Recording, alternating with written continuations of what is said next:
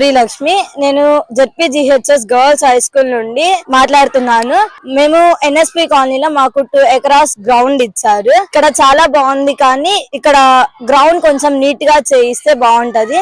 ఇక్కడ బావి కూడా ఉంది. అటు వెళ్ళినప్పుడు డేంజర్ జోన్ ఉంది కాబట్టి కొంచెం శుభ్రం చేయిస్తే ఆడుకోవడానికి బాగుంటుంది. గర్ల్స్ కి చాలా ఫిజికల్ యాక్టివిటీస్ అనేది చాలా ఇంపార్టెంట్ కాబట్టి గ్రౌండ్ కొంచెం నీట్ గా చేయిస్తే బాగుంటది అని అనుకుంటున్నాము.